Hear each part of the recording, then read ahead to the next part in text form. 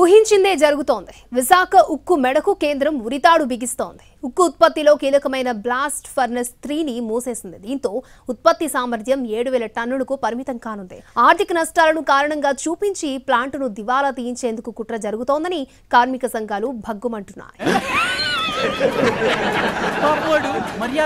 NDA గెలిచిందంటే steel plant అమ్మకాన్ని ఎవ్వరూ కూడా ఆపడం సాధ్యం కాదు. ఎందుకనంటే వాళ్ళు దీన్నే ఎన్నికల రెఫరెండం గా తీసుకుంటారు. స్టీల్ ప్లాంట్ అమ్మకానికి ప్రజలందరూ మద్దతు తెలిపారు కాబట్టి తెలుగుదేశం పార్టీ అభ్యర్థి ఎన్డీఏ అభ్యర్థి గెలిచాడు అని చెప్పి చెప్పుకుంటారు. దాని తర్వాత జగన్ ఆపడానికి ఎంత ప్రయత్నం చేసినా కూడా వాళ్ళ నోట్లో నుంచి వచ్చే ఒక బాట, నీకెందుకయ్యా బాధ, వాళ్ళకు లేని బాధ నీకెందుకయ్యా బాధ, తెలుగుదేశం పార్టీకి ఓటు వేశారు అని అంటే దాని అర్థం వాళ్ళంతా స్టీల్ ప్లాంట్ అమ్మకానికి వాళ్ళంతా కూడా గ్రీన్ సిగ్నల్ ఇచ్చినట్టే కదయ్యా, నీకెందుకయ్యా బాధ అని చెప్పి ఆ తర్వాత వాళ్ళు జగన్ ను కూడా అంటారు అన్న మాట ప్రతి ఒక్కరూ కూడా గుర్తు పెట్టుకోమని కోరుతా ఉన్నా.